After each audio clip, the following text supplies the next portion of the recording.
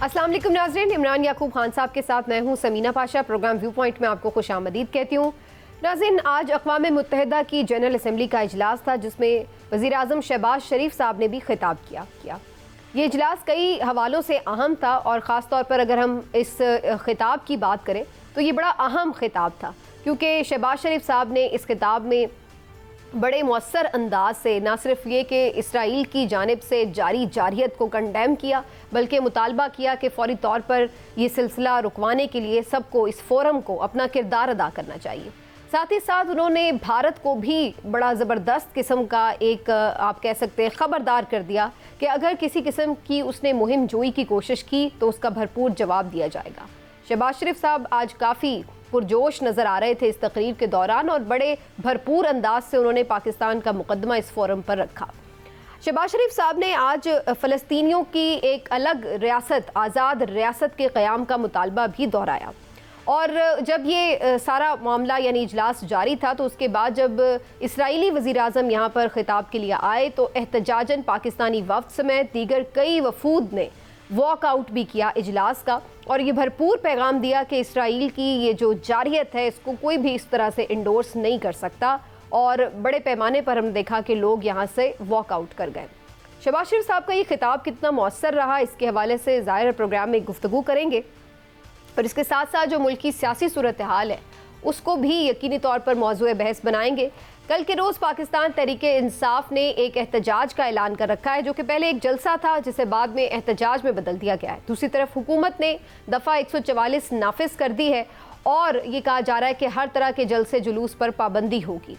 इस सूरत हाल में क्या कल के दिन अजीब व गरीब सूरत हाल बन सकती है, कोई खुदा न खास्ता क्या हम देखेंगे, किस तरह से उन्हें रोका जाएगा और क्या पाकिस्तान तहरीके इंसाफ पाबंदियों के बावजूद कोई मौसर एहतजाज करने में कामयाब हो सकेगी। जहाँ एक तरफ ये सूरत हाल है तो वहीं हम ये भी देख रहे हैं कि जो अदालत में लड़ाई जारी है वो भी भरपूर अंदाज से जारी है। इलेक्शन कमीशन ऑफ पाकिस्तान ने एक नई पिटीशन दायर की है और उनका ये कहना है कि नई कानून साजी हो चुकी है जिसके बाद मखसूस नशिस्तों का फैसला उस पर अमल करना उनके लिए मुश्किल है। इसके लिए उन्होंने एक वजाहत चाहिए है और उसको बाकायदा सुप्रीम कोर्ट से रुजू किया है। 63A का जो मुकदमा है वो भी अब रिव्यू पिटीशन लग चुकी है। तो इस सारी सूरत हाल में अदालती फ़ैसले कितने इम्पॉर्टेंट होने जा रहे हैं और क्या इसका कोई फ़ायदा हुकूमत को होगा या पाकिस्तान तहरीक इंसाफ को। अगर ये फ़ैसले हुकूमत के हक़ में आते हैं तो क्या आइनी तरमीम के लिए हुकूमत के नंबर्स पूरे हो जाएंगे। ये और ये सब बहुत सारी बातें जिनके ऊपर आज प्रोग्राम में गुफ्तगू करेंगे। आपको खुशामदीद कहती हूँ, लेकिन बात का आगाज़ आज करेंगे शहबाज शरीफ साहब के खिताब से। इमरान साहब, आज बड़ा अच्छा खिताब था शहबाज शरीफ साहब का और उन्होंने बड़े मौसर अंदाज से, बड़े ज़ोरदार अंदाज से फ़लस्तीन का भी मामला उठाया और फिर इसी तरह से भारत को भी ललकारा। अहम इशूज़ के हवाले से उन्होंने निशानदही की। आप समझते हैं कि उन्होंने भरपूर नुमाइंदगी की आज। बिस्मिल्लाहिर्रहमानिर्रहीम। समीना, देखें, इसमें कोई शक नहीं कि आज वज़ीर-ए-आज़म मियां शहबाज शरीफ ने बहुत अच्छा खिताब किया, मौसर अंदाज में फ़लस्तीन की बात की, मसले पे बात की, इसराइल को जो है ना मुँह तोड़ जवाब दिया। उसके अलावा कश्मीर का जो मसला है उस पर ना सिर्फ मौसर अंदाज में बात की बल्कि अक़वाम मुत्तहिदा में खड़े होके उसको इस बात का एहसास भी दिलाया कि आप नाकाम हैं, आपकी करारदादों पर ही अमल नहीं होता और अगर इस तरह से है तो इसका तो फ़ायदा कोई नहीं है। तो मैं ये समझता हूँ कि मौसमियाती तब्दीलियों से लेके और दुनिया में जारी जारहियत तक उन्होंने तमाम पहलुओं पे बड़े अच्छे अंदाज में बात की और पाकिस्तान को जो मसाइल दरपेश हैं उन पे भी सैर हासिल गुफ्तगू की। मौसमियाती तब्दीलियों की बात करें तो उन्होंने बताया कि पाकिस्तान को इससे कितना नुकसान है। दुनिया में पैदा होने वाले कार्बन में पाकिस्तान का 1% भी हिस्सा नहीं है और उसके नुकसान जो हैं वो जिन ममालिक में सबसे ज़्यादा हैं वो अभी देखिए हम सैलाब की जो तबाहकारियाँ हैं उसको अभी तक भुगत रहे हैं।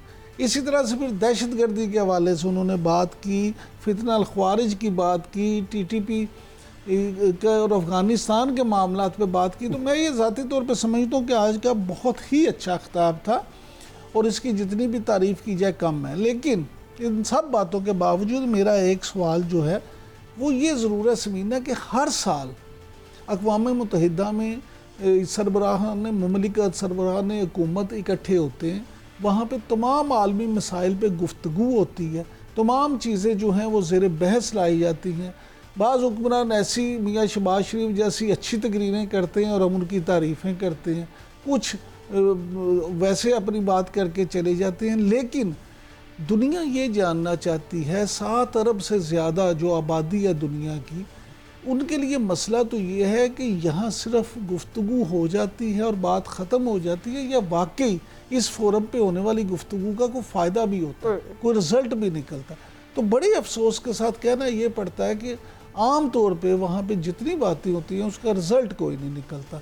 उससे अब देखें, या तो ये होना कि इस तकरीर के बाद और इसराइल के जो ओवरऑल शब्द हाँ बहुत सारे लोगों ने, बहुत सारे सिफारतकारों ने और सरबराहों ने कंडेम किया और वॉकआउट किया उनकी तकरीर पर। तो उसके बाद या तो ये होता ना फ़ायदा कि अक़वाम मुत्तहिदा में उनको नेतन्याहू को तकरीर से ही रोक दिया जाता, यानी वो तकरीर तक तो उनकी रोक नहीं सकते, वहाँ उनकी जारियत को बंद नहीं कर सकते, तकरीर नहीं रोक सकते, जारियत कैसे रोके? मैं यही कह रहा हूँ, कश्मीर में अपनी करारदादों पे अमल नहीं करवा सकते, इस्तेसवाब राय नहीं करवा, जब ये कुछ नहीं करवा सकते तो फिर मामला तकरीरें करवाने का फिर क्या फायदा? हाँ जी, फिर आप तकरीरें भी ना करवाएं, फिर आपने दुनिया भर से लोगों को बुला के तो शो ही लगाना और ये दिखाना है कि जी हमारे पास ये सब लोग इकट्ठे हो गए हैं, तो उसका तो मैं समझता हूँ कोई हासिल वसूल कुछ नहीं है।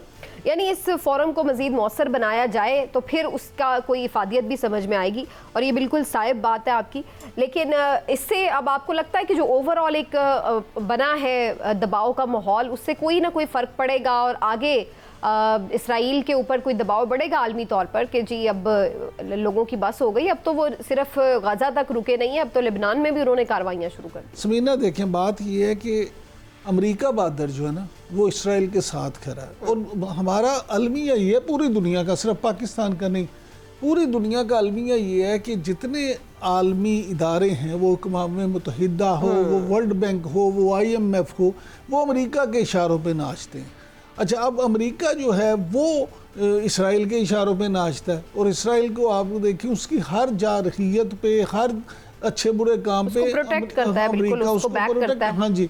अब मामला ये है कि जब अमेरिका बहादुर जो है वही उसके पीछे हाथ नहीं उठाएगा उस वक्त तक, इसका मतलब इस दबाव का कोई फायदा ज़ाहिर नजर नहीं आता। ज़ाहिर नहीं आता। सिर्फ एक चीज़ का दबाव है जो इसराइल को घुटने टेकने पे मजबूर कर सकता है, और वो है कि पूरा आलम इस्लाम बशमूल पाकिस्तान जो प्रोडक्ट का बाईकाट है उस पर अमल करे पूरी तरह से, उसकी पूरी तिजारती मुआहदे खत्म किए जाए तो फिर कुछ बात उनके और प्रोडक्ट जितनी है उनका बाइकाट किया जाए, क्योंकि जब उनकी कमर टूटेगी, जब उनकी इनकम, अब देखें ना, कोई मशरूब है उस पर उनको पैसे जा रहे हैं, कोई बर्गर है उस पर उनको पैसे जा रहे हैं, कोई चॉकलेट है उस पर उनको पैसे जा रहे हैं। जब ये सारी चीज़ों पे उनको पैसे जाने रुकेंगे, सिर्फ पाकिस्तान से नहीं पूरी दुनिया से, इस्लामी ममालिक से ख़ास तौर पे माशी तौर पे कमज़ोर होंगे तो लड़ने के अहल नहीं रहेंगे, और यही एक तरीका हो सकता है उनको रोकने का। अगर बराह रास्त उनसे जंग नहीं भी करनी तो कम अज़ कम मईशत के तौर पर उसको एक जंगी हथियार के तौर पर इस्तेमाल किया जा सकता है। बहरहाल अब आगे बढ़ते हैं और कुछ मुल्क की जो सियासी सूरत हाल है और कुछ अदालती और कानूनी सूरत हाल उसके ऊपर भी बात करते हैं। इमरान साहब, PTI जो है वो उसने पहले 2 जलसे किए, अब उन्होंने मज़ीद जलसे करने थे, लेकिन उन्हें अंदाज़ा हो रहा है कि ये जलसे करने में उन्हें बड़ी प्रॉब्लम कर रहे हैं, ये लोग इजाज़त नहीं देते या एंड टाइम पे देते हैं और कहीं बिल्कुल शहर से दूर जगहों पे इजाज़त मिलती है। अब उन्होंने उस जलसे को एहतजाज में बदल दिया। आप समझते हैं कि ये जो जलसे को एहतजाज में बदलने की हिकमत अमली है ये मुफीद साबित होगी? अच्छा समीना, मुझे नहीं लगता कि जलसे को एहतजाज में बदलने की जो हिकमत अमली है वो मौसर या मुफीद साबित हो। उसकी बुनियादी वजह क्या है? इस बात में जो है ना कोई शक नहीं है कि PTI जो है वो अगर इमरान खान को कॉल दें बानी चेयरमैन तो लोग निकलेंगे, नहीं निकलेंगे या निकलेंगे, ये कोई ऐसी, अब ये मसला ही नहीं है, ये सबको पता है अब कि अगर उनकी कॉल होगी तो लोग निकलेंगे। लेकिन क्या वजह है कि अब तक मौसर तौर पे वो कोई एहतजाज कर ही नहीं सके? एक तो बुनियादी वजह ये है कि उनके लीडर अंदर हैं, दूसरी वजह ये है कि उनके साथ 9 मई के बाद जिस तरह से गिरफ्तारियां हुई, चीज़ें हुई, उससे भी उनका जो कारकुन है वो उस तरह से कुछ सहमा हुआ है, कुछ तरह से निकला नहीं। तीसरी बात ये कि बहुत सारी जो क़यादत हैं, असल जो उनकी हकीकी क़यादत थी, जिसको आप सियासी क़यादत कह सकते हैं, बड़ी माज़रत के साथ मौजूदा जो क़यादत है उसमें ज़्यादातर लोग तो वकला बरादरी से ताल्लुक़ रखते हैं। उनका बेचारों का अपना भी सियासत का, अमली सियासत का और ये जो एहतजाजी सियासत है उसका कोई तजर्बा ख़ास नहीं है, लिहाजा वो तो ख़ुद अभी सीखने के अमल में। तो ये सारी चीज़ें अगर आप देखें तो इस सिनेरियो में वो कोई मौसर एहतजाज उस तरह से अभी तक कर ही नहीं सके या कर नहीं पाए। लिहाजा एक स्ट्रेटजी में तो हमें तब्दीली इस लिहाज से नजर आई कि पहले इमरान खान साहब ने पार्टी की क़यादत को ये कहा था कि बगैर एनओसी के, बगैर इजाज़त के आप लोग कोई जलसे जुलूस या एहतजाज ना करें, और हमने देखा कई ऐसे उन्होंने जलसे अनाउंस जो थे वो मनसूख कर दिए कि जी हमें इजाज़त नहीं मिली। फिर उन्होंने ये तब्दीली की कि आपको भले कहीं पर भी इजाज़त मिले लेकिन आप कर लें, कोर्ट से रुजू कर के जैसे भी मवेशी मंडियों में इजाज़त मिली तो वो कर लिए। अब वो उससे एक स्टेप आगे बढ़ गए और अब वो कह रहे हैं कि आपको ये इजाज़त मिले या ना मिले, आप जलसे ना भी करने दें आपको, या आप एहतजाज करें। जलसे के लिए ज़ाहिर एक प्रॉपर उन्हें सेटअप और वो सारी चीज़ें करनी पड़ेंगी। एहतजाज तो आप कहीं पे भी रोड पे खड़े हो जाएंगे। अब देखिए मसलन अगर आप पंजाब की बात करें तो पंजाब के मेन शहरों में अब दफ़ा 144 लग गई। अब जब ये 5 या 5 से ज़्यादा लोग इकट्ठे होंगे वहाँ पुलिस क्रैकडाउन करेगी, या फिर वो एहतजाज करना खासा मुश्किल हो जाता है। फिर गिरफ्तारियाँ होंगी, फिर आंसू गैस चलेगी, फिर लाठी चार्ज होगा, फिर ये सारी चीज़ें होंगी। मामला ये है कि इसलिए आपसे कह रहा हूँ कि अब इस तरह से शायद पीटीआई को मौसर एहतजाज ना कर सके, लेकिन इमरान खान साहब ने जो ये फैसला किया है तो उनके ज़हन में कोई अपनी स्ट्रेटजी होगी। अब देखिए उसके क्या असरात आते हैं, लेकिन being a follower of politics मुझे नहीं लगता कि ये उनका दाव को जो है को ज़्यादा कामयाब हो सके। जहाँ इमरान साहब ये हम देख रहे हैं कि एहतजाज और सड़कों पर पीटीआई कर रही है एक प्रेशर बिल्डअप करने की कोशिश, तो वहीं अदालतों में भी लड़ाई लड़ी जा रही है और इसी वजह से अब हम देख रहे हैं कि मखसूस नशिस्तों का जो मामला है वो दोबारा से अदालतों में पहुंच चुका है। इलेक्शन कमीशन अभी तक इस बात पे फैसला नहीं कर पाया कि ये मखसूस नशिस्तें पीटीआई को देनी है या नहीं, तो इस मामले का क्या एंड रिजल्ट निकल सकता है, इसके ऊपर भी बात करना बड़ा ज़रूरी है। कमर दिलशाद साहब इस वक्त हमारे साथ मौजूद है, साबिक सेक्रेटरी इलेक्शन कमीशन। कमर साहब बहुत बहुत शुक्रिया आपके वक्त का। कमर साहब, सुप्रीम कोर्ट का बड़ा वाज़े फैसला आया लेकिन इलेक्शन कमीशन उसमें इब्हाम में रहा और इतने 2-3 महीने गुजर गए, उसने इम्प्लीमेंट भी नहीं किया। अब वो दोबारा कह रहा है कि जी वो कंफ्यूज्ड है क्योंकि नई कानून साजी हो चुकी है, इसलिए वो कैसे मखसूस नशिस्तें दे। तो आप समझते हैं कि ये इलेक्शन कमीशन की कन्फ्यूजन बिल्कुल जायज़ है और वाकई कन्फ्यूजन है फैसले में या सारी सूरत हाल में? देखिए, अपनी अपनी सतह पर इलेक्शन कमीशन ऑफ पाकिस्तान में एक बहुत बड़ा आईनी इदारा है और वो आईनी इदारा है जो आइन के स्ट्रक्चर में शामिल है। उस पर चंद रोज पहले ऑनरेबल चीफ जस्टिस ने रिमार्क्स दिए थे, जस्टिस काजी फाइसा ने, कि इलेक्शन कमीशन को तो एक पार्लियामेंट ने बनाया था और पार्लियामेंट ही इसको वाइड अप कर सकती है। तो मैंने इसका ये जवाब दिया था कि इलेक्शन कमीशन ऑफ पाकिस्तान एक आईनी जो स्ट्रक्चर है हमारा कॉन्स्टिट्यूशन का, उसका हिस्सा है। पार्लियामेंट इलेक्शन कमीशन को वाइड अप नहीं कर सकती क्योंकि ये आइन का स्ट्रक्चर का हिस्सा है। तो 1956, 1962 और 73 उसमें बाकायदा शामिल रहा है इलेक्शन कमीशन पाकिस्तान। तो ये बातें इस तरह से नहीं करनी चाहिए हमारे ऑनरेबल जजों को भी, ये जिसको वाइड अप कर दें। वाइड अप करना कोई मजाक है? कैसे वाइड अप कर देंगे? तो ये तो बात होगी इनकी। अब बाकी आप इधर आइए। अब जो ऑनरेबल जस्टिस है मंसूर शाह साहब ने अपने जो 8 जो जज हैं उनका जो फैसला है उसमें उन्होंने तमाम सूरत हाल का जायजा लिया और इलेक्शन कमीशन को भी तनकीद की उन्होंने। अब इसके 2 तरीके थे। इलेक्शन कमीशन पाकिस्तान या तो उनके फैसले को तस्लीम कर लेता और साथ साथ जो उन्होंने गाइडलाइन दी थी उस पर आइंदा मुस्तकबिल के लिए अपना कोई अमल तैयार कर लेता, इलेक्शन एक्ट में तरमीम करवा लेते ताकि और मजीद पावरफुल होता इलेक्शन कमीशन। लेकिन नहीं, उसमें इलेक्शन कमीशन पाकिस्तान अभी सोच ही रहा था कि हम इसके बारे में क्या फैसला करें। तो मीनवाइल स्पीकर कौमी असम्बली का ख़त आ गया।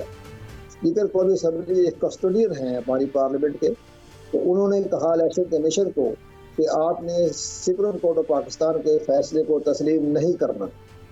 अब देखिए, एक तरफ पार्लियामेंट कह रही है कि आपने तस्लीम नहीं करना, पंजाब असम्बली के स्पीकर है उन्होंने भी इसी तरह ख़त लिखा, उस पर इलेक्शन कमीशन दो राय पे खड़ा हो गया। इसी तरह इसी मीनवाइल कौमी असम्बली सेक्रेटरीट ने तहरीक इंसाफ को डिलिस्ट कर दिया। अब तहरीक इंसाफ के अंदर वकला की तो जुम्मा बाजार लगा हुआ है लेकिन उन्होंने इस पर ध्यान नहीं दिया कि हमें डी लिस्ट कर दिया है, तो उसको चैलेंज करना चाहिए था सुप्रीम कोर्ट ऑफ पाकिस्तान में कि जी सुप्रीम कोर्ट ऑफ पाकिस्तान को कि जनाब हमें तो डी लिस्ट करने की इख्तियार ही नहीं है कौमी असम्बली को, आपने डी लिस्ट कैसे कर दिया। आइन के आर्टिकल 17 कहता है कि सिर्फ सुप्रीम कोर्ट ऑफ पाकिस्तान ही किसी पार्टी को डी लिस्ट कर सकते हैं और कोई इदारा नहीं कर सकते। बहरहाल खामोश है, तहरीक इंसाफ के मफाद तो टीम है, लेकिन अब इलेक्शन कमीशन ने जब सारा फैसला पढ़ा, उन्होंने इस नतीजे पर पहुंचा इलेक्शन पाकिस्तान, ये बहुत से आइन के मुतसादिम है। मसलन उन्होंने कहा कि जी आप आज़ाद उम्मीदवार है जो पार्टी ज्वाइन करेंगे तो 3 दिन के अंदर अंदर करें, आर्टिकल 224 में 3 दिन का जिक्र है। उस पर उन्होंने कहा आपने कह दिया 15 दिन। और दूसरा उन्होंने ये इतराज़ लगाया नजर सानी की दरख्वास्त कि आपका सारा फैसला जो है वो मफरूदों पर है। नहीं, इलेक्शन कमीशन पाकिस्तान ने पहली मरतबा सुप्रीम कोर्ट ऑफ पाकिस्तान के सामने खड़े हो गए और उन्होंने कहा कि आपका सारा फैसला मफरूदों पर मौजूद है। लेकिन कमर दिलशाद साहब, क्या इलेक्शन कमीशन के पास ये इख्तियार है कि वो सुप्रीम कोर्ट के फैसले को बैठ के ये जज करने लगे कि ये आईनी है या गैर आईनी है और हमें इस पे अमल करना है या नहीं करना? इलेक्शन कमीशन के पास ये इख्तियार कहाँ से आया है? इलेक्शन कमीशन पाकिस्तान के पास इख्तियार दिया कि पार्लियामेंट कस्टडियन जो है अयाज सादिक ने, उसने खत लिख दिया, बड़ा इंपॉर्टेंट खत लिखा उन्होंने 3-4-5 पेज का, जिसमें कहा कि ये जो सारे फैसले जो आ रहे हैं सुप्रीम कोर्ट ऑफ पाकिस्तान के, ये गैर आईनी है, तो आपने इनको तो उनके पास ये इख्तियार कहाँ से आया? ये तो एक अलग बहस शुरू हो जाएगी। मेरे कहने का मकसद ये है कि इसमें इस फैसले में उन्होंने जो आपने नुक्ता उठाया बड़ा इंपॉर्टेंट है, उसका जवाब भी दिया है। बहरहाल कोई उससे इत्तफाक भी कर सकता है, इख्तिलाफ भी, लेकिन उन्होंने अपनी उसमें रीजनिंग दी हुई है। कहने का मकसद ये कि भले हम कह भी लें कि वो फैसला नहीं ठीक हो, ना हम कह भी लें कि वो जी आइन से मुतसादिम है, लेकिन ये तो कोई ऑप्शन नहीं है कि हर कोई बैठ के ये जज करने बैठ जाए कि जी ठीक है ये आइन से मुतसादिम है लिहाजा मुझे अमल ही नहीं करना। ये तो कहीं कॉन्स्टिट्यूशन में नहीं लिखा कि आप सुप्रीम कोर्ट के फैसले पर अमल ना करें। इलेक्शन कमीशन आपको भी लगता है जो फैसले में भी तहरीर है कि एक पार्टी की तरह बिहेव कर रहा है? आप दुरुस्त फरमा रही है, लेकिन अगर ये खत ना आता स्पीकर कौमी असम्बली की तरफ से तो फिर मुमकिन था कि election commission Pakistan supreme court of Pakistan के फैसले पर अमल दरामद कर सकता। अच्छा, खत ने तो रुकावट डाल दी ना। साथ साथ उन्होंने इलेक्शन कमीशन की भी थोड़े से तहफ़्फ़ुज़ात थे।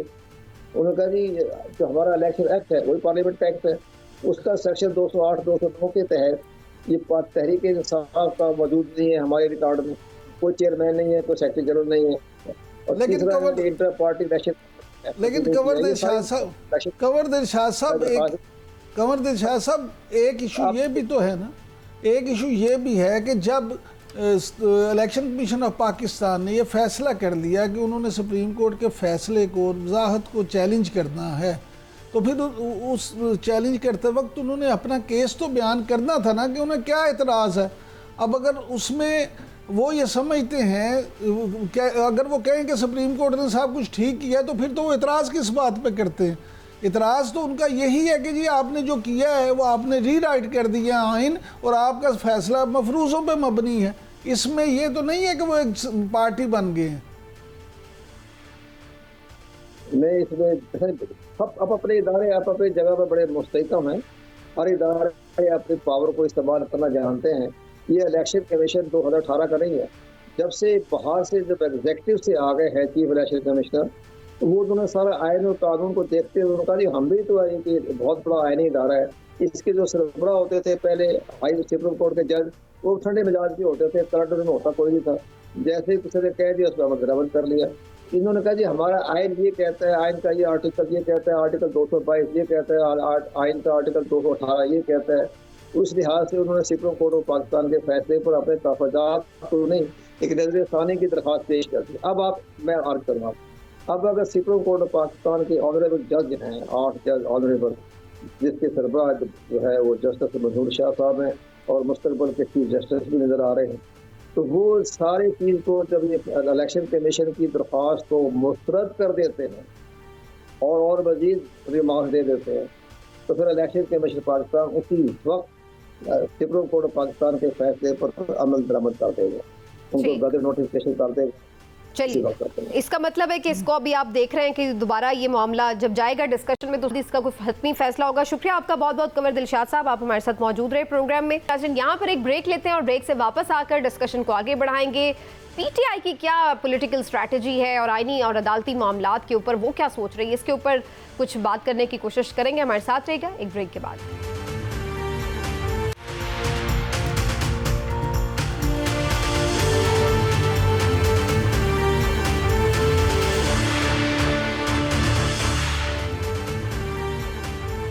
जी वेलकम बैक नाजरीन। और जैसा कि आप लोग से हम बात कर रहे थे, बहुत सारे इश्यूज़ हैं, सड़क पर भी है, पाकिस्तान तहरीक इंसाफ और अदालत में भी अपने मुकदमात का सामना कर रही है। तो ऐसे में उनकी स्ट्रेटजी आने वाले दिनों में क्या हो सकती है, इस पर हम बात करेंगे। शुएब शाहीन साहब इस वक्त हमारे साथ मौजूद है, सीनियर रहनुमा तहरीक इंसाफ और आप माहिर कानूनदान भी हैं, तो उनसे कुछ कानूनी पेचीदगियों से मुतल्लिक भी जानेंगे। लेकिन चूंकि बात मखसूस नशिस्तों की हो रही थी, और इमरान साहब आप कुछ सवाल करना चाह रहे थे। शुएब शाहीन साहब ये फरमाइएगा कि सुप्रीम कोर्ट जो फैसले को चैलेंज किया है इलेक्शन कमीशन ऑफ पाकिस्तान ने, उसमें जो लैंग्वेज इख्तियार की गई है कि जनाब सुप्रीम कोर्ट का वो सारा फैसला मफरूज़ों पे मबनी था और इस तरह की बातें, तो आप क्या समझते हैं कानूनदान की हैसियत से कि क्या ये तौहीन अदालत के ज़िम्मे में आता है या इस तरह की लैंग्वेज इस्तेमाल की जा सकती है? देखें, बात यह है कि इलेक्शन कमीशन ऑफ पाकिस्तान तो माजरत के साथ जराइम की आमाजगाह बना हुआ है।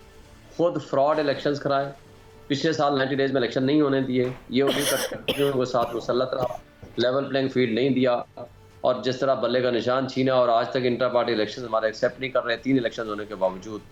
और जो कुछ ये कर रहे हैं, अब 3 फैसले आ चुके हैं, शॉर्ट ऑर्डर, एक्सप्लेनेशन और उसके बाद फाइनल ऑर्डर।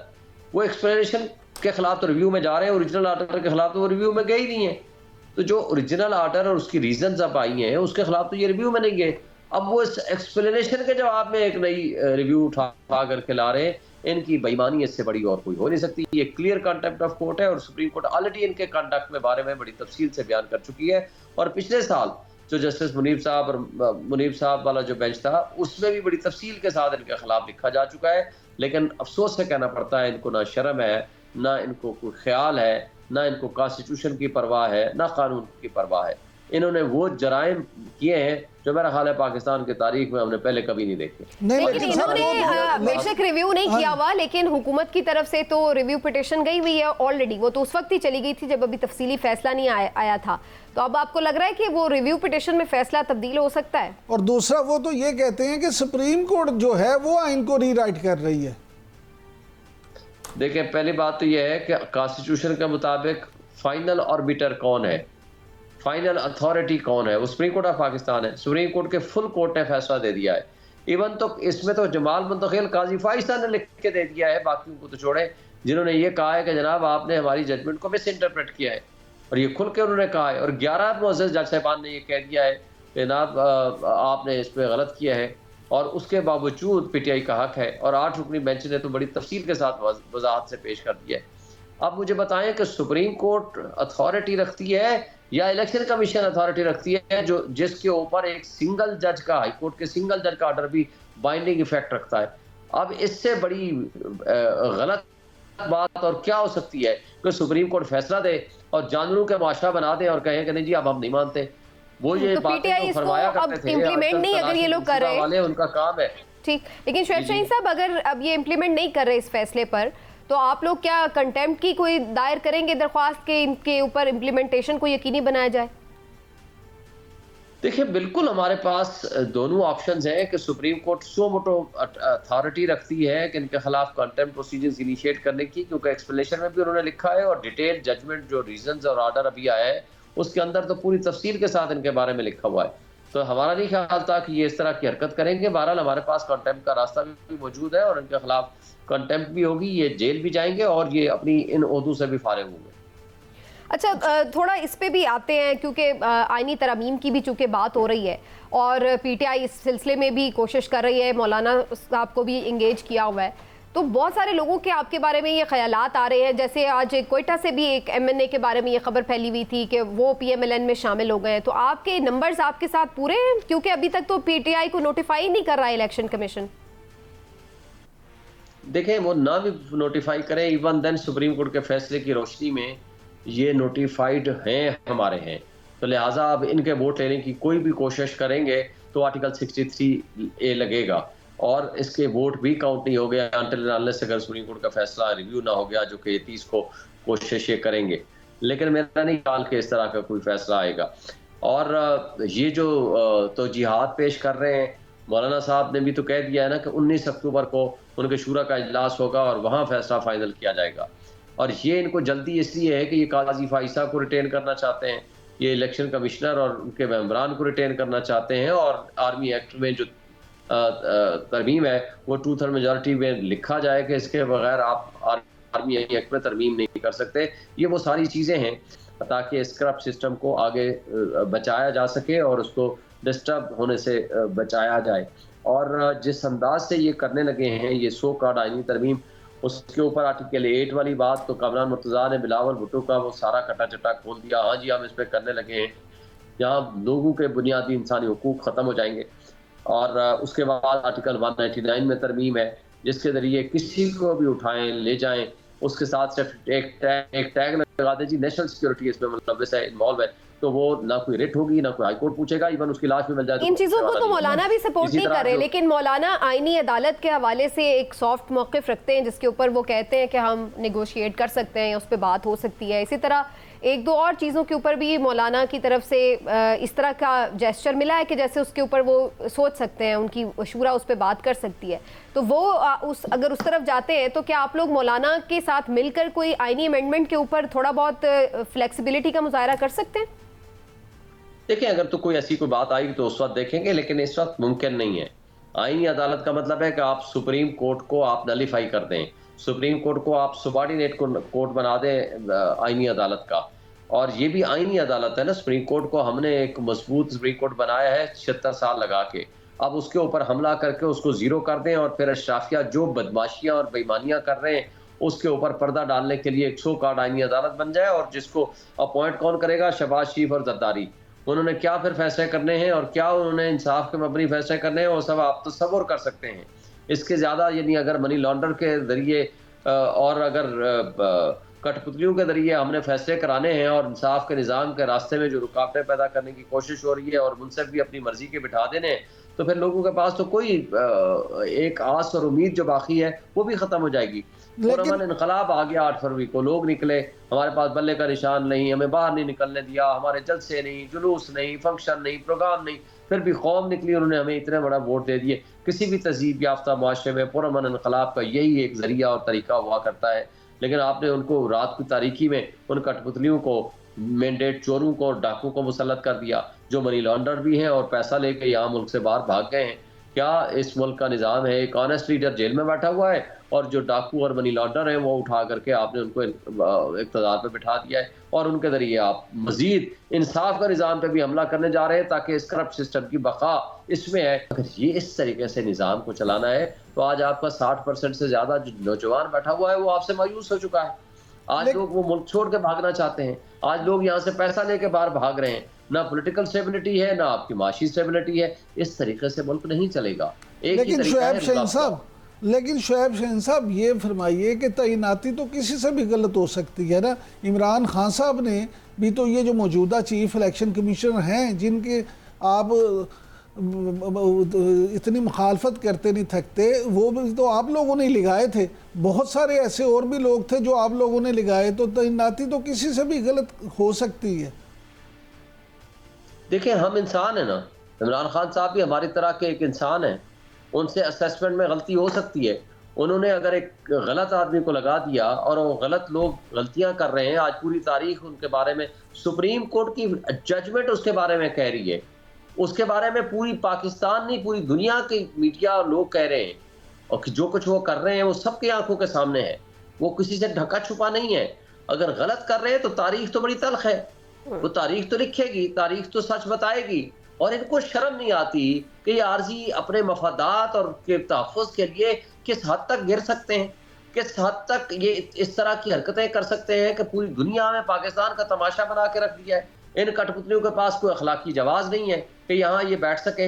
रिजेक्टेड लोगों को उठा करके, जिनको लोगों ने नफरत करते हैं, वो कहीं अपने गार्डों के बगैर कहीं बाहर नहीं जा सकते। आज आपके सामने पाकिस्तान का एक जो ऑनेस्ट लीडर है उस जेल में पड़ा हुआ है, जेल में रहने वाला शख्स आज सबसे ज्यादा बाइज्जत है। और लेकिन अब शोएब शाहीन साहब मसला ये है कि इसको रोकना आपने कैसे है? आपको ये अब कभी इम्कान है कि फर्स्ट वीक ऑफ अक्टूबर में कहा जा रहा है कि आईनी तरमीम दोबारा से लाई जा सकती हैं जो कि पहले नहीं कामयाबी हो सकी हुकूमत को, तो आप लोग बिल्कुल इस बारे में क्लियर हैं कि आप लोग इसको रोक सकते हैं पार्लियामेंट में, चाहे वो सेनेट की बात हो या कौमी असम्बली की? देखिए, इस वक्त भी ना कौमी असम्बली में इनकी सीटें पूरी हैं, ना तादाद पूरी है, ना नेशनल सेनेट में। अगर इन कठपुतलियों के पास तादाद पूरी होती तो आपको पता है ना क्या कर रहे थे ये। 10 बजे सुबह, 12 बजे, 4 बजे, 8 बजे, 10 बजे, रात के 3 बजे नेशनल असम्बली और सेनेट के इजलास के क्यों मुलतवी कर रहे थे? मुसव्वदा अभी तक सामने नहीं आया। वो कच्चा मुसव्वदा या पक्का मुसव्वदा, उसके 3-3 मुसव्वदे मार्केट में फिर रहे हैं। ये करना आखिर क्या चाहते हैं? कौम के हुकूक यहाँ इन्वॉल्व हैं। 18th अमेंडमेंट हुई थी, 10 महीने तक इस पे काम होता रहा। सारी पार्टीज को बताया गया, पूरे इंटेलेक्चुअल्स को, लोगों को, सिविल सोसाइटी को, वकीलों को, सब कुछ दिया गया।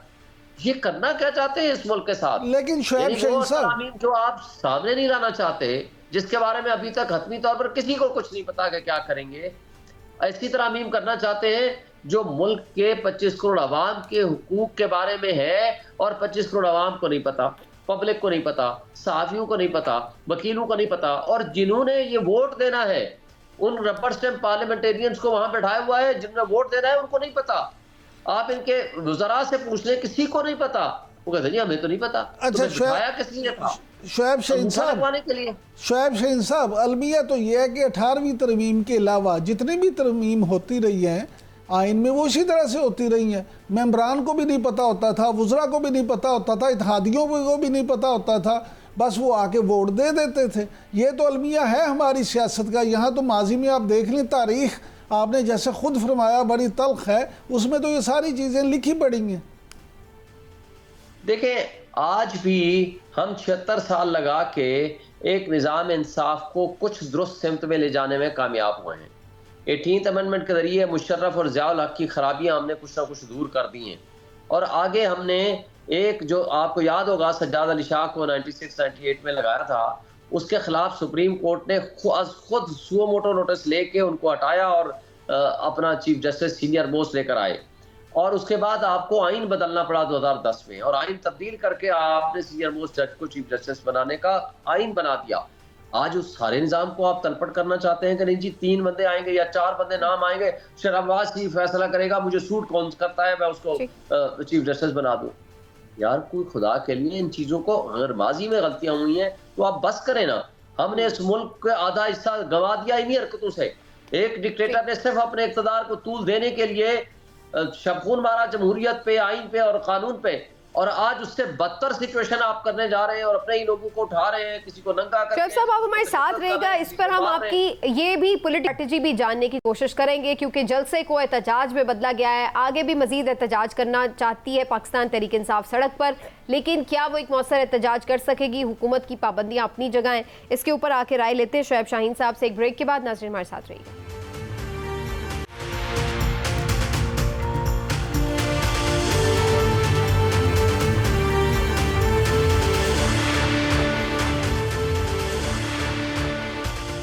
जी, वेलकम बैक नाज़रीन। शोएब शाहीन साहब हमारे साथ मौजूद हैं। शोएब साहब, पिंडी में जलसा करना था, फिर उसको एहतजाज में क्यों बदला गया?